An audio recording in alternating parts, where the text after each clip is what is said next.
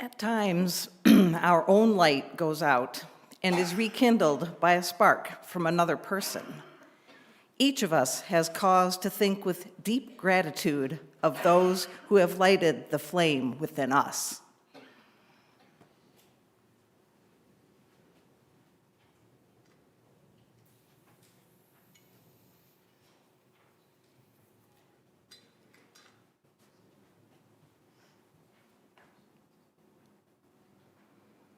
We bid you welcome. We do not ask what you believe or expect you to think a certain way, but only that you try to live a kindly, helpful life with the dignity proper to a human being. Welcome all who believe that religion is wider than any sect and deeper than any set of opinions. Welcome all who might find in our friendship strength and encouragement for daily living. Good morning and welcome to the Universalist Unitarian Church of Farmington. Thank you for spending your Sunday morning with us, whether enjoying the service in person or watching online. My name is GREENIA, and I've been a member of UUCF for about 4 years, and I'm very helpful. I don't run committees, but I love being on committees. This morning, we're fortunate to have guest speaker Sarah Flynn with us today. I will tell you a little bit more about Sarah later in the service. I'd like to extend a special welcome to any visitors today. After the service, we invite you to stay for coffee and conversation downstairs in our reception hall. Religious education classes are being held in the RE classrooms during the service, and Usher can direct you to those locations if needed. Joys and sorrows will be shared later in the service. You can come to the microphone or text the number listed on page 2 of the order of service. Please take a moment now to silence your phones. And just another note that masks are now optional in the meeting house. Please join me in stating our mission, which can be found on the second page of the order of service. We seek answers everywhere, include everyone, live with compassion.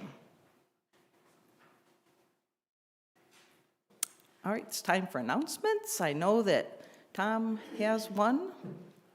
Looks like Libby has one. I was going to say it's the people with tie-dye shirts, but there's Joan with, she didn't get the memo.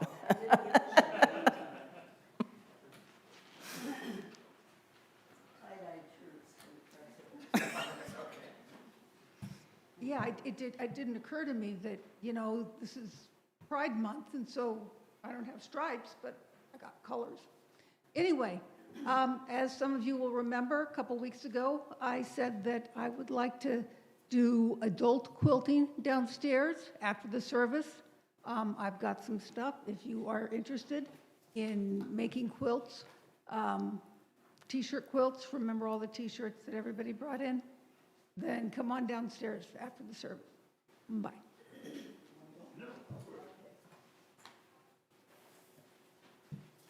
I'm Joan McGlincy from Social Justice, and I want to remind everyone we are going to have a volunteer program at I keep wanting to say Forbidden Harvest, but it's Forgotten Harvest. It's at their warehouse, and it's going to be Saturday, June 24th, 9 to noon. Now, they require that everyone sign in at their website. So I take your name, ask you to sign in, and then they have you registered and you sign a liability release, which is important to them. Marvelous opportunity. I've run into some people who've done it before and they've really enjoyed it. And in case you're like me and you forget, I have a little handout with a primer of what you have to do in order to sign in. It's very simple. If I can do it online, anybody can do it.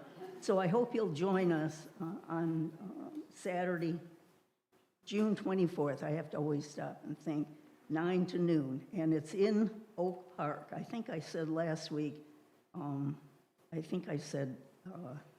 Southfield. And then I realized I don't know my Southfield from my Oak Park, but It's in Oak Park, and then the address is on this little crib sheet. So thank you very much. I hope you'll join me. So, my name is Tom Bjorklund. I'm from the membership committee. And it turns out Saturday the 24th is going to be a busy day because we're going to help out for Joan's project. And then we are going to a theater. We're going to see The Producers at a theater in, it's a community theater in Westland. I don't remember the name of the theater. But if you haven't seen The Producers, it's just a blast. You need to be there. Tickets are $20. See me. No, there's a hang up here. My deal with the theater, they're holding a block of tickets for me, but only until June 5th, which is next Monday. So it'll get to me pretty quick, and we're going to have a lot of fun. Thanks.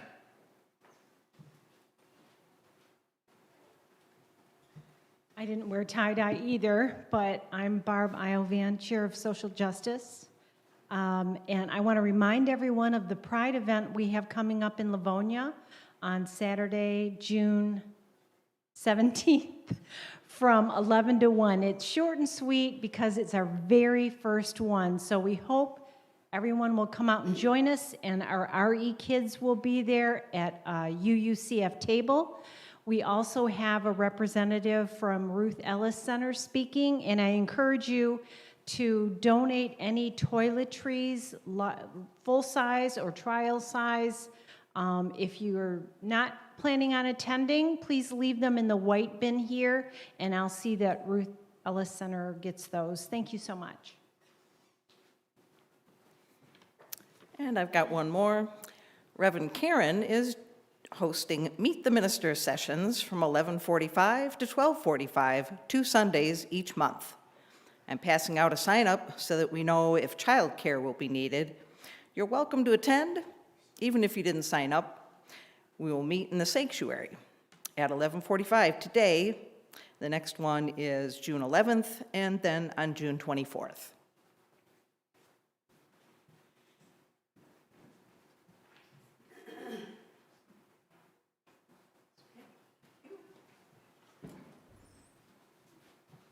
All right, thank you.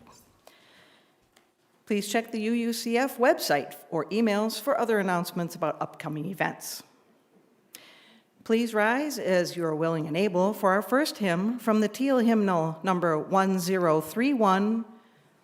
We will sing the hymn through 3 times, replacing I with you, and then we.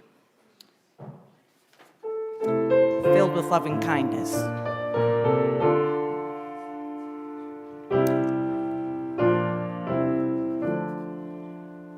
May I be filled with loving kindness. May I be well. May I be filled with loving kindness. May I be well. May I be peaceful and at ease. May I be whole. May you be filled with loving kindness. May you be well. May you be filled with loving kindness.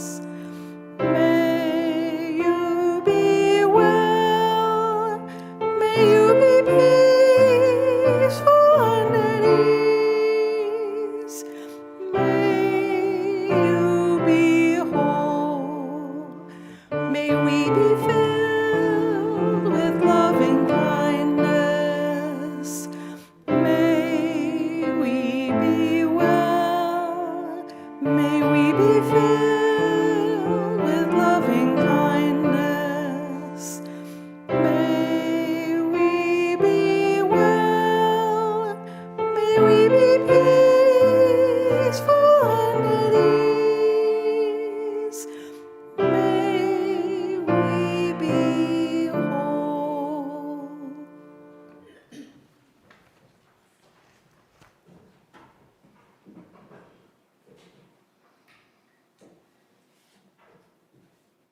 The reading is called Contact by Gordon B. McKeeman. I stretch forth my hand, knowing not what I shall touch, a tender spot, an open wound, warmth, pulsing life, fragile blossoms, a rock, ice. I am tentative, trembling, wishing to avoid hurt, wanting to link my life with life. Lonely, I desire companions. Naked, I long for defenders. Lost, I want to find, to be found. Will I touch strangers or enemies or nothing? My hand is withdrawn, but still it touches. My vulnerable skin, my furrowed brow, my empty pocket, my full heart. Do others reach, tremble, withdraw? Do they desire, long, seek? Are they lonely, fearful, lost? Will they grasp a tentative, trembling hand? I stretch forth my hand, knowing not what I shall touch, but hoping.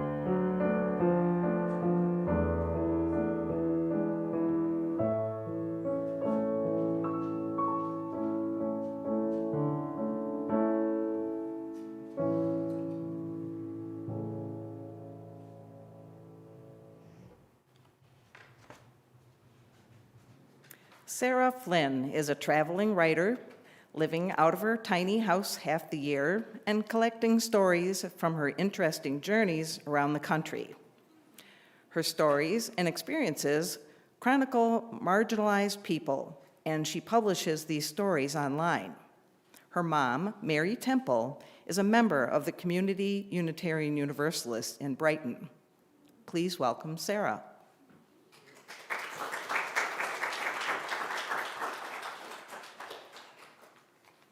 Thank you so much. I live on the road in my tiny house in my great big truck. I travel for a few months at a time, staying in friends' driveways where I can and Walmart parking lots on the road in between. It's free, and I meet a lot of interesting people there. Strangers, other people who live on the road, some in $300,000 RVs with slide-out panels, satellite TV, and others in barely roadworthy vans held together with coat hangers and duct tape. One of my mother's favorite stories involves the strangers that I met in July of 2021 in the Billings, Montana Walmart parking lot. I had been driving east out of Seattle for several days, stopping overnight in Spokane, Washington, and then Missoula and Bozeman, Montana. Billings was my last stop before Wyoming, and I was, as always, relieved to be pulling into my stop for the night after my usual pace of 300 miles of driving per day. I immediately spotted some positive signs in the parking lot. A modern RV on one side of the lot and a boxy old van on the other end. The van was parked in the shade provided by some pine trees growing along the fence line. And a few parking spots away, another familiar, less positive sign, a homeless native couple sitting under a pine tree. They were begging with a cardboard sign. My heart clenched as I remembered the days not that long ago in 2016 when I was begging on the side of the road with a cardboard sign. I parked along the shady fence line and began setting up for the night, bracing for the conversation I knew I was about to have. The couple approached me and asked if I had any money. I answered truthfully that I had no cash on me. I felt so thoughtless and unprepared. They thanked me anyway and complimented my tiny house. We exchanged a few more pleasantries, and then they returned to the shade as I continued in my tiny domestic tasks. But I had an idea. I had seen a Jimmy John's on my way through town to the Walmart, and I called them up. I explained that I was in an unusual-looking camper in the Walmart parking lot and asked if they would deliver even though I wasn't a traditional address. They agreed, and I excitedly placed my order. A few minutes later, a car pulled up. Despite my worries, the delivery driver had no problem finding me. I do tend to stick out in a parking lot. And there was a sub sandwich for me and one extra. As the driver returned to sandwich headquarters, I walked over to the homeless couple under the tree. "Here," I said, handing out the sandwich. "I'm sorry I didn't have any cash on me earlier, but I hope you'll like this sandwich. I couldn't order dinner and not include you." They were so grateful, and I was so relieved.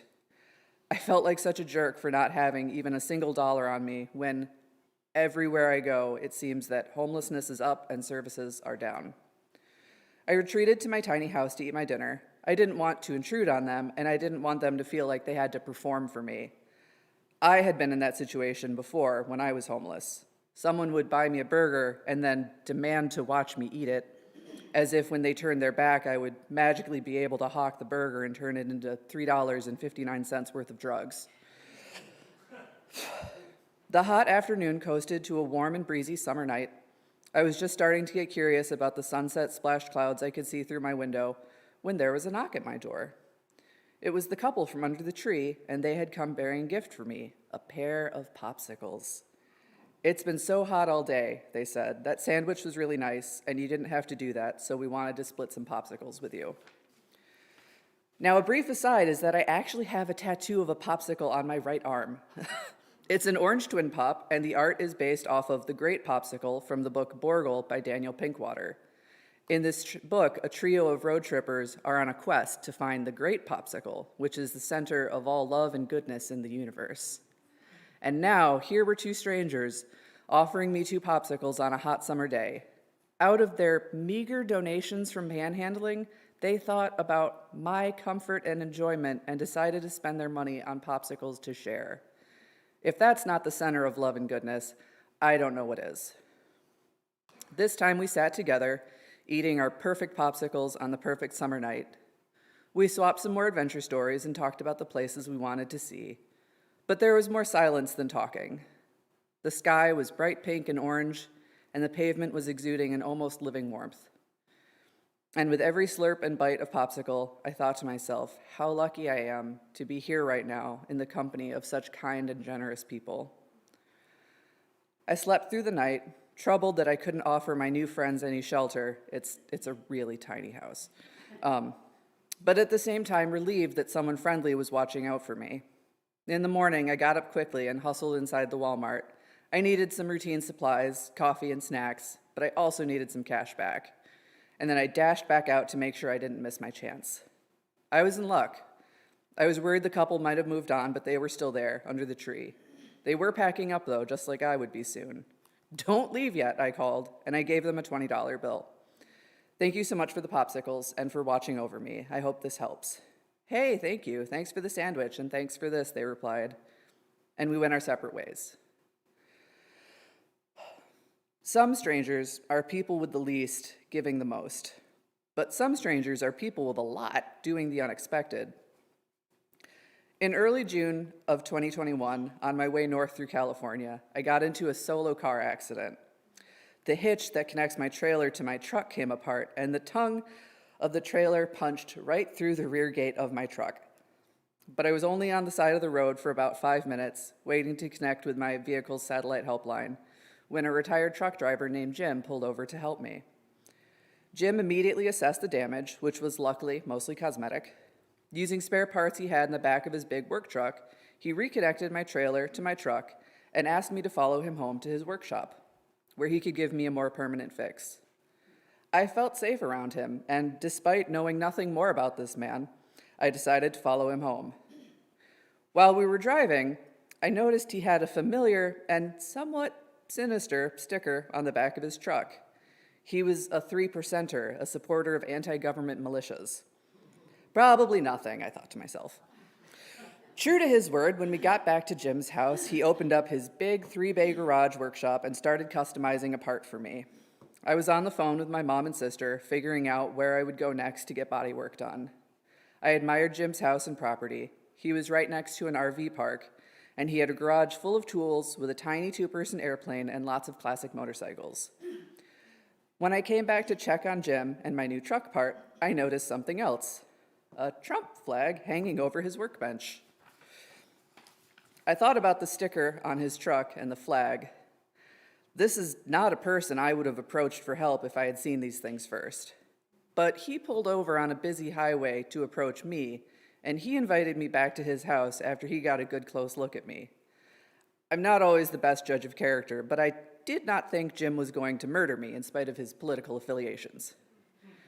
Jim finished the new hitch part, reassembled my trailer, and attached it to my truck. I was good to go. But he wouldn't let me take off without doing one more kind thing for me. He drove in front of me, back to the highway, to personally point to the correct on-ramp for me to take. I felt like a daughter, or at least like a very well-loved niece. In spite of his politics, Jim invited me into his home, worked on my vehicle, and then led me back to the highway lest I get lost. My amazing stranger luck worked again. And at Rainbow Gathering last July, I met all sorts of strangers who rallied together to keep their community safe. Rainbow Gathering took place deep in the forested mountains of northwest Colorado. The nearest town was 30 miles away, across narrow switchbacks and roads with fast-moving water flowing over them. But that's the only way to get cell phone signal, so every 2 days I would trek down the mountain and back again to visit civilization. It was during my second trip back from town, when I was almost in sight of the spot where I had parked my tiny house, that I ran into a roadblock. 5 Forest Service vehicles, about a dozen cops, and a cluster of hippie teenagers and young people surrounding an older bearded man who was clearly in trouble. The hippies had caught the man creeping around very young children, and the man had previously been kicked out of a gathering in New Mexico after being caught predating on a child. Now, the hippie kids and cops told me they had to get this man off the mountain, but he hadn't actually committed a crime yet, so the cops couldn't arrest him. Would I be willing to drive him out of town? I said yes. The cops were so thankful, one of them pulled a 20 out of his wallet and gave it to me for gas money. And one of the hippies would be going with me, a barefoot teenager armed with a knife he had wrestled away from the man, which the cops had allowed him to keep. And before we took off, the cops knocked on my window and handed my teenage bodyguard a pair of zip ties in case he gets rowdy, the officer said. 30 miles down the mountain and another 20 miles west, I hoped we were far enough away that the child molester would not be able to walk back before the end of the gathering. My teenage bodyguard delivered a very stern speech when we pulled over to let the man out, and I ruined it by giving him $6 and saying, "This is for food, make good choices." All during the drive back, my teenage bodyguard and I processed what had just happened, what we had done, all of it. A cop gave me $20? We were given zip ties to use on another human being with no training, no due process. Most of all, we talked about what it meant to try and protect the 10,000 people back at Rainbow Gathering from this one man. Had we done the right thing? It was easy to take on the task of protecting innocent children, but did we also owe this man something? What did we owe to someone who wanted to harm others? Later, elders and longtime Rainbow Gathering attendees told me that not only had I helped protect the children, but I may have in fact protected the man from being killed by an angry parent. So to that man, whose name I was never told, I might have been his kind stranger. No one else had wanted to let him into their cars, but I accepted him as my passenger, and I took him as far as I could. Strangers make the road trip work. It's a long way between friends' houses, and every gas station and Walmart is a bit of a gamble. Will people see my tiny house and my rainbow hair and my tattoos and be curious or hostile? I've had bad interactions too. I've seen people leave in a huff because they didn't want to be in the same space as me. I've gotten aggressive looks from men in big trucks covered with bumper stickers advertising their enthusiasm for racism and murder. But then I think about Rainbow Gathering and Jim and the couple from under the tree at the Billings, Montana Walmart, and I remember why I do this. I remember what kind of person I want to be, not just when I'm on the road, but all the time. I want to be a good stranger. If someone is in need, I want to help. I want to order that extra sandwich, carry water and Gatorade in my truck, and just generally be on alert to redistribute my good luck and my material wealth at all times. Of course, no one, including me, can help every single person every single time. That's the path to being broke and burned out, and I speak from experience. And when I think about the couple under the tree and some of the other memorable folks I've crossed paths with along the way, I don't think that's what they would want for me. I think the most important part of being a good stranger is simply being friendly, in a world full of people who are often callous and cruel, sometimes for fun. The couple under the tree were kind to me right from the very start, even when I didn't have money to offer them. If I have any kind of guiding principle or true north, it's this: be a good stranger. That's my whole thing. I don't put down roots well, I don't stay put well. I'm often moving through places quickly and temporarily. So I'm often a stranger, but I hope a good one. I try to be a good stranger to people I meet outside. See me on a sidewalk or a hiking trail, at a yoga class or a flea market, I probably have snacks and first aid supplies and a battery bank in my bag. If you need more than that, let's check my truck. But even without all of that, the most important part of being a good stranger is being friendly. It's being welcoming to people who are forgotten and ignored. A 5-minute conversation with a kind person who isn't judging me or suspicious of me can lift my mood and carry me through hours or even days. And I have no way of knowing, but I hope that somewhere out there, someone feels the same way about me. I hope that I was the ray of light they needed to keep going through stormy weather. Thank you.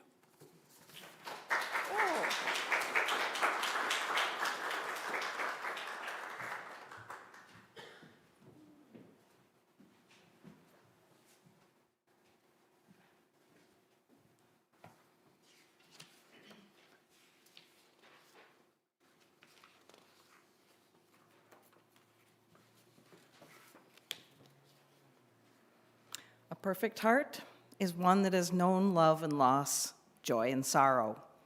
The perfect heart is one that has been shared. As joys and sorrows of our community are shared, please direct your energy, prayers, and meditations as a gift of compassion and strength.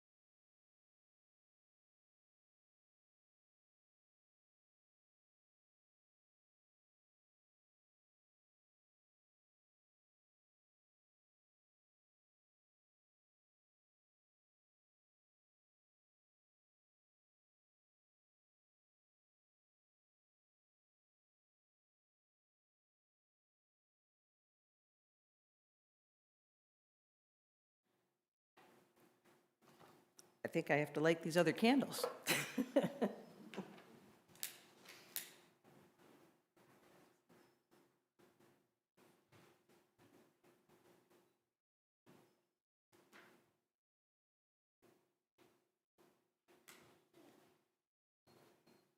For the unspoken joys and concerns of our community.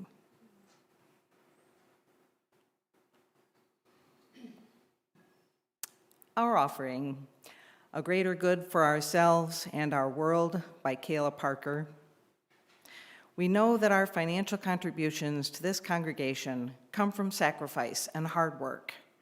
We are so grateful for this and commit together to ensure the funds we gather collectively do a greater good for ourselves and our world than they could have done alone. May there be an offering to sustain and grow the life and mission of this congregation. May we give in love and in hope.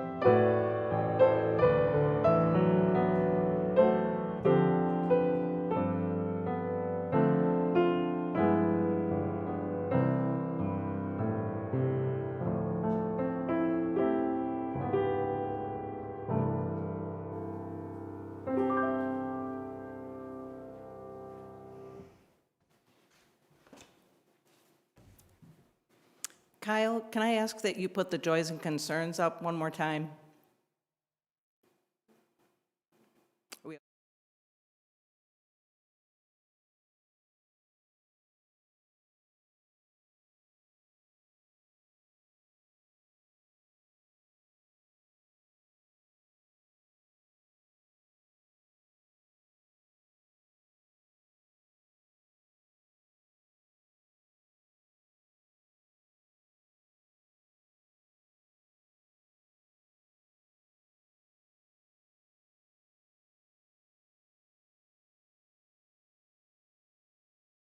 Back live. Thank you. If you're visiting us for the first time and you're comfortable doing so, please stand and tell us where you're from and how you heard about us. We would like to meet you.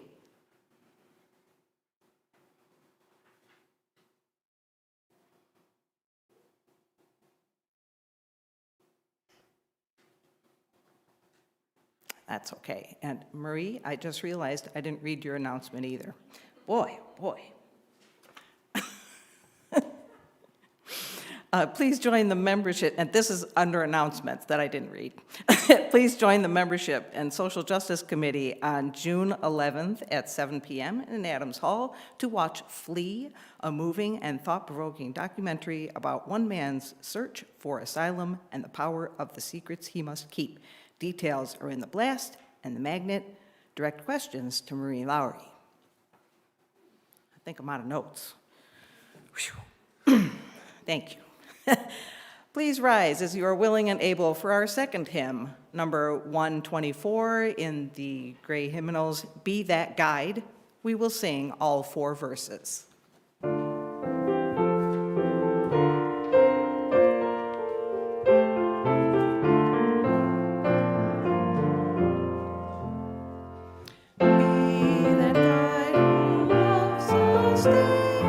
Rise above our daily strife, lift on high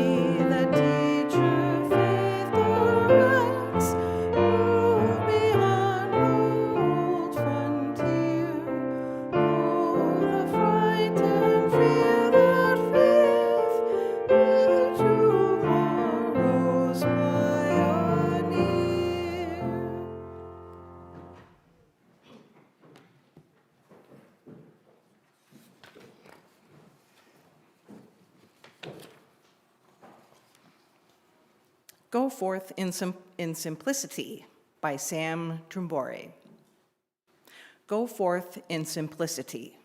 Find and walk the path that leads to compassion and wisdom, that leads to happiness, peace, and ease. Welcome the stranger and open your heart to a world in need of healing. Be courageous before the forces of hate. Hold and embody a vision of the common good that serves the needs of all people.